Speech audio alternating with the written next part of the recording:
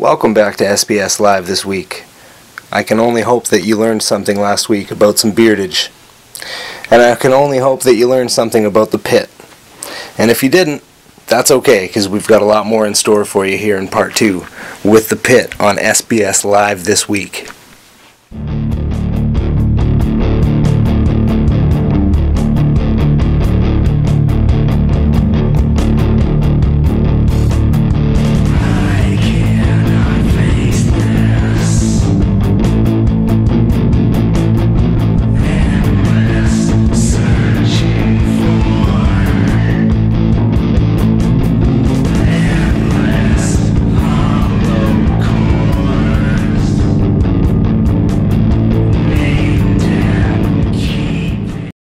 Exactly, have you guys been around? Like, how long has the pit been together? I know you two are brothers, obviously, but yeah, we're twin brothers. Right. We met Scott in grade 8. Like, we've all known each other since we were really young, but we started, it was after high school. Right.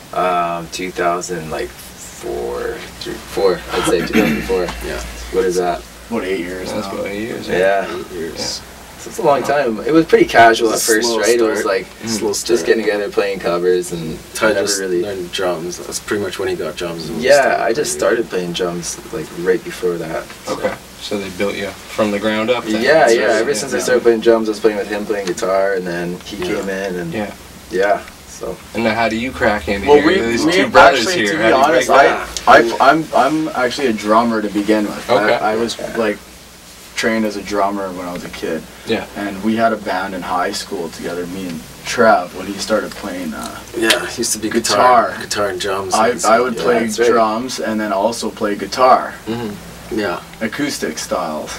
And then after I decided I wanted to sing more, and he was already the guitar player, and obviously there's always a need for a bass player. Right. So, and then as soon as I picked up the bass, it was like I embraced it. I love the bass. I play guitar a little bit here and there, but my true love is the bass. Like, I'll hop on his drums, and it's like, I just like my bass is like. Well, I think it's showcased pretty well too. Yeah. I want to plant bombs everywhere. You get to see a nice, some good riffing in that from all you guys, really, in that. It's cool, but yeah, so that's how it started. So I played guitar back in high school too, but I never got in a band with these guys. He played a bit before me, and he was better than me all the time. So okay, a little bit better than him. But yeah, so after high school, I saw like he was playing in a band. I always thought like, yeah, that'd be really cool, and I always loved playing drums. Just had never really done it. So right. Just decided I'd try it out, and when I got my drums, I played like a lot, like all the time. Really? Yeah. Yeah. Okay, well let me touch on that for a second, because I've spent a lot of time with lead singers and bass players in the last little while. Yeah. Sorry to you both. No worries, bro. Tell me about your kit and like what are you playing and how many pieces and like I don't know. Yeah. To be honest, my kit is the same one I got like back in 2004. I've upgraded some stuff obviously, but it's an old PV kit of all things. Okay. Yeah. So I mean. In terms of the shells themselves, there's really nothing special about them, but I mean, obviously you put some good skins on them, and you can tune them up and make them sound good in terms of the tom stuff, right? Yeah. But I got 2 hanging toms, a floor tom, is a 5-piece kit. I've upgraded my snare, and then in terms of cymbals, I got like some big heavy hi-hats, a big ride I like to crash onto, and then 2 crash cymbals. So nice. Kind of like it's pretty bare bones anyhow, pretty straight up. That sounds like you got what you need though, right? He makes it work. He makes it work. He sounds what I'm playing, and then it's just they're all Zelgian cymbals. Big crashes too. Yeah. Just like everything to be big, right? Something for the drum techs out there. Yeah, it's pretty straight up. I mean, I'm looking to upgrade my kit soon, hopefully, but. Right. Yeah. Anyhow, it's doing the job though. So you play him hard enough. Yeah. Hit him hard. That's what counts, right? Yeah. He's an animal. Make him sound good. Yeah. Well, we got most of the inspiration for doing what we do here from Dave Grohl, from his last album, Wasting Light, and doing the whole recording in his garage kind of thing. And he claims to drum on something that's just absolutely stupid. I mean, it's just a tiny little thing like that. He's just talking like it's a toy kid or something like that. Yeah. He says in the environment. He says in the environment that he's in, that's what made the sound. So really. It doesn't matter. Yeah. And if you're getting the sound what you need out of it, then that's what matters. What it says on it, right? Yeah. Now, as bearded people here, I'm including it. obviously you're gonna, you know, I'm gonna listen to your music and I'm gonna like it. I've got a beard. It's just the way it works, right? Like, you know, it's a principle. It's a beard brotherhood. But, you know, without being creepy, because again, we all have beards here. If you had to sell your music to, like, say, like a, you know, I don't know, 12 to 14-year-old girl, how are you gonna pitch it to somebody like that? That's clearly not our target audience. No, it's not your target audience. But can you reach them? Is there a way? Yeah, I mean, that's You gotta be very careful about that kind of thing. That's what I'm saying. We're gonna dance around this question a little bit. We're not gonna answer that directly. Oh, You trick okay. How about we'll switch it from the 14-year-old girl. When it comes to the video, I want to plant bombs everywhere. Give me an idea, and I'm kind of looking for this from everyone of you here. Give me an idea. What's a perfect scene in a movie where they're going to play that song? What's going on? What's happening? I know you guys. That's a good question. I know you probably never thought about it before, but man, you got it. Because I was thinking about it, and I was like, man, I don't know what's happening personally, but something kick-ass is happening right now. Something important. So, you know, I mean, any thoughts? Anything come to mind? I don't know. I could see it being in like a video game more than anything, like a Black Ops like thing where it's just like I want to plant bombs everywhere, and you're just like RPG moving around. Or some type of like violent scene where it's like running around, setting up an ambush or something, and then when things pick up, you get into the chorus, the heavy part. Explosions. If we had enough money, the video would have been full. Our idea for the video, if we had enough money, was to just all walk around with briefcases. And just drop them off at different points, and then keep walking down the aisle. Explosions behind us, wherever we left them. That's pretty damn good idea. Yeah, it would have been cool, right? But we did have nearly enough. Just for a little. Let's do it in Gastown. Yeah, you can offend some people. Gastown. I don't know, people don't like explosions. Nah, it's not everyone. That's terrorist stuff. And we don't either. That's jihad. It just would have looked awesome for the video. Just would have looked. You gotta be careful because just for the record, we are not terrorists. That's right. Yeah. The pit does not endorse bombs. We do not do that. That is clear. Yeah. It's a metaphor. It's just a metaphor.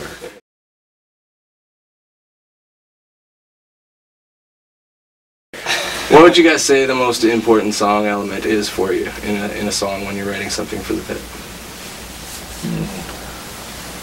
I'd like to be original and you know, from the music point of view, I like it to fit into the music, but also to reflect something that's happening in my life a little bit, so that I give a piece of myself to the audience a bit. Obviously, like every artist does, right? But there's no specific target for this type of songs that I write personally. Right. Just whatever is going on, I guess, and whatever makes sense in the song. Yeah, and as far as like grooves and the music and stuff, we a lot of times just write songs by just jamming and playing stuff. And we'll kind of do that every time we jam. And the songs that, you know, are kind of the catchiest or have a little bit different groove that we all really like are the ones that'll stick around. And then we'll kind of build off of that, you know. Yeah, I think, but we don't write, like, we don't have like a formula for writing a song, is that a thing? Like, a lot of times it is just like, you know, a spontaneous, like, jam that we're just, and then we come up with the riff that we like. Yeah. But there's never been, like, with songwriting, like, yeah, let's write a song like this, or let's focus on this while writing a song. It's just kind of, it happens naturally for us. More organic that way. Yeah. We don't force anything. So there's not really like one thing we always try to, with each song, like, have this at every song. Every song just is its own thing, I guess. Right. Yeah. Now, when it comes time to actually record them, does it feel like you're kind of reverting back to that, you know, almost that formulaic part? Does it take away some of that organicness? Do you have a harder time enjoying it when you're recording it? And maybe when you're creating it? No, we haven't really been conformed as a band. When we go in to record at this point, what I feel like is what we put down is like what we want it to sound like. So nobody's telling us, you know, then that's the beauty of being an independent label, right? Is that we can make it sound the way that we want it to sound. What to do. So I think, and then you just answer that question too with going in the studio with click tracks too, right? That kind of changes things because a lot of times as a band you'll have slightly different tempos from like your verse and your chorus. Yeah. Not way off, but it just speeds up maybe when the chorus gets heavy, right? Right. We've always done that, but when you're sort of speeding up all together as a band, it's still tight and it works. Yeah. So going into a studio as a drummer, it's like. It's good. I mean, it tightens up the songs when you start practicing it to a click. Yeah. But you still sometimes in the live like to have that ability to just speed up here and then bring it back, like tempo-wise, anyway. Yeah, definitely. So you have to, rehearse the shit out of your song before you go in the studio, and you have to find your beats per minute for the click and all this kind of stuff. Did you guys do a live run through before you did the like individual tracking for it, or? Did you just go in there and straight do a quick track? Yeah, we did do a live run through so that when Ty was doing the drums and click track, he had some bass and guitar. I think kind of helps, which helps for sure. So and having that there is nice instead of just a click, right? But then you're kind of playing with it and sort of getting into it a bit more because you always want to give it that same feel you have when it's not like to a click. I just don't like it when you can hear. It sounds like the drummer is thinking about it. Sure. Yeah, I don't like to have that. I have just like you can also tell when they're feeling it, right? Yeah. And it's like you gotta. It was like kind of a battle, like not letting the click tell me how to play is like. I just wanted to be on the click and not hear it, so I wouldn't have to think about it. Was there a point where you found yourself just getting frustrated and like, I need to take a break for a second? Like, I get it, but I don't want to do it. Like, It was different. It was the first time we recorded with the click track too, in that his album. Right. So it was mostly a big job for Ty, right? But it went better than I thought. He becomes your click track, right? For sure. For sure. Yeah. But it was easier than I thought actually it was going to be. I was a little bit nervous going into it. I didn't really know because I hadn't really practiced too much to a click. But after Plant Bombs was the first one recorded, and that one's pretty straight up in terms of the timing, right? There's not too much offbeat stuff, so it was kind of an easy one to go in there first and just kind of nail it, and then kind of gives you confidence that it's no big deal to look like you can keep time. Yeah. Now, in terms of that, I mean, that's again obviously in your hands. Was that just a clear-cut winner? This is the song we're doing a video for, or how did that come about? I think so. Yeah. It was the song that was kind of the feature song for the album. That first one we recorded. People seem to top their toe to the most. So. Yeah, it gets a good response. If you're lucky, man. Like top breaking stuff. Turn the tables over. It's really a fun song for us. Sometimes you want to play something that just makes people go crazy a little bit out there, right? I would think so. Make them let loose a little bit. That's fun. It's a fun one to play for sure.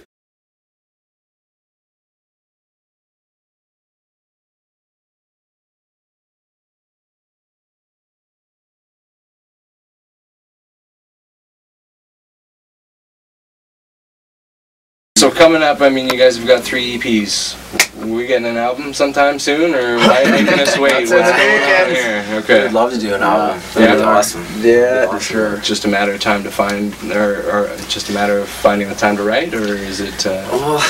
We got lots on the go for writing. Writing's not really a problem for us ever. It's always getting the rest of the band stuff going, the business side, and getting it finished off and recorded. But it's definitely, you have to save a little more money if you're doing an album. You have to get some time together, get more songs together, right? It's in the future. It's in the near future. Yeah, we don't want to be doing EPs forever here, Would your first album kind of be an inclusion of some of those songs from the past EPs, or do you think you'd just be going forward from here? Yeah, it could be maybe a couple of them, but we got a lot of new stuff too, right? Right. Yeah. When you're in a band, you're always more excited about the new songs, right? Absolutely. Get those out there, but we love our old songs, and sometimes we'll bring the old ones out at shows and stuff like that. But for recording, I'm more interested in moving forward with the new stuff. Yeah, if we're making an album, it feels like one of them would be a good fit, maybe. Yeah, sometimes maybe bring one back, but we did that with the last EP. Actually, we re-recorded one from our very first EP because that was like done in a friend's. Like living room, like just a room mic kind of thing. So we wanted to re-record "Song for the Pit" is the song. Yeah. Okay. Yeah. We wanted to re-record that one and get a good quality because that one people wanted to hear it too. Wanted some live recordings of it when we heard that show. So we put that one on as a 6th song in the last EP. And how did you find that the difference was between the two? Well, it sounds like you're in a studio now compared to like a living room with a room light. Yeah. So it was way better for sure. A little clearer, but a little bit thicker. Now, how are you guys when it comes to that? I mean, like, for myself, I've been recording for, over a decade, and I am very much in that same boat where my first recordings are all with, like, a pencil mic and just in the worst situations possible, with no skills as well. But for nostalgia purposes, I love that stuff. It's awesome. Yeah. It's almost like, it captures a moment in time, right? It's what it was at the time, and re-recording it, you don't want to re-record all your old stuff, it kind of ruin it. Absolutely, it's special when it's old and grungy and stuff like that. Yeah, that's what it was meant to be like at the time, I think. Yeah. It's cool. It is what it is, Yeah. All right. Well, the Pit, I appreciate you coming by.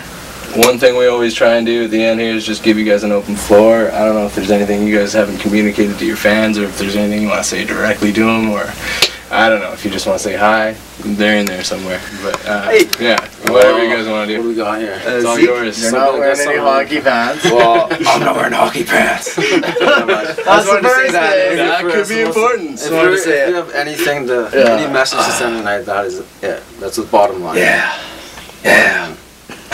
That's what it. Oh, we got a couple of shows coming up. Can we say that? Absolutely. So next couple of shows will be Saturday, January 6th. That's at the Media Club. Okay. We're playing February the 8th. That's a Friday. That's the Cellar as well. Cool. I don't know who the other bands on that bill are. I'm yet to confirm the first show as well, so I won't say anything. Right. Changes. But we're gonna be there. It's gonna be awesome. So we got 3 confirmed at the very least. There you go.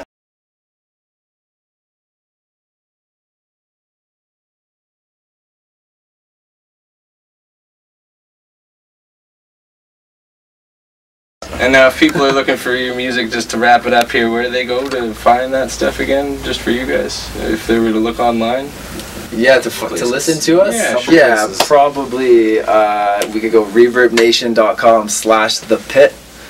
You can hear a bunch of our songs and videos there, and then there's links to all our other sites from there. We got a Facebook page, which is /songforthepit. And you can find our tweet and all that kind of stuff on there. You have it on record. These are the first people to actually do their full site name without having to be like, prodded, pushed, poked. Awesome. Thank you. No, I appreciate it very much. Thank you very much for coming by, guys. Thanks, bro. All right. Cheers.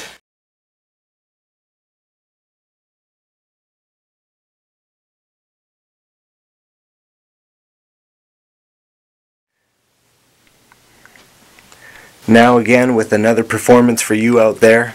We've got the Bearded Heroes, The Pit, out there kicking ass one more time for you in an exclusive performance here on SBS Live this week.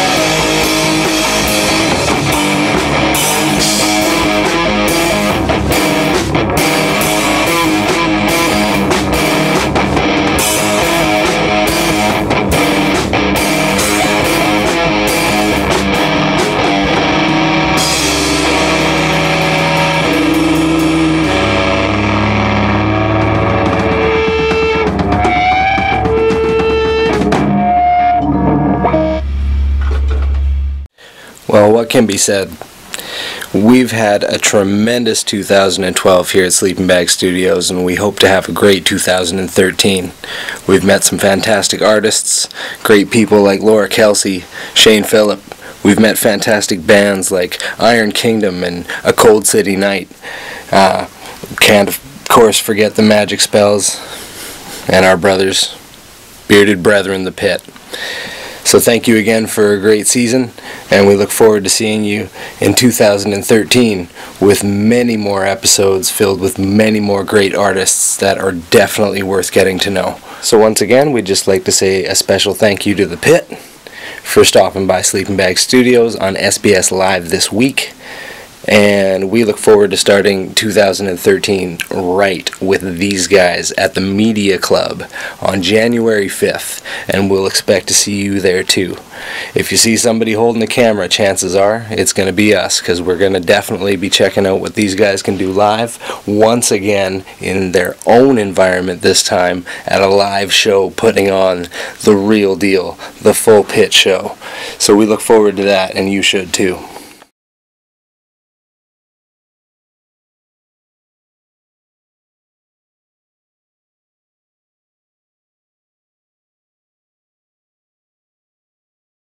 And of course, coming up in 2013, we've got a ton of great acts. We've got Madness of the Night, a politically charged band that you're not going to want to miss what these guys have to say. We've also got Singed, of course, the long-awaited interview with these guys, a fantastically artistic band that you're definitely going to love. And of course, we've got Overdose, a bunch of young punks that are into the grunge era, and these guys are here to represent that music in today's world. We also have This Thing, a unique solo artist that offers a different perspective than pretty much anybody you're going to meet. And of course, we've got Throttlecaster. Again, just another heavy rock act that really throws it down, and they put on an exclusive performance for us here again at Sleeping Bag Studios. So definitely worth sticking around in the new year and finding out what else we've got in store for you here at Sleeping Bag Studios. Okay, thanks again for watching The Pit. Gentlemen, you were fantastic. Thanks again for stopping by. From all of us here at Sleeping Bag Studios, have a happy new year and stay above ground. We'll see you on Wednesday.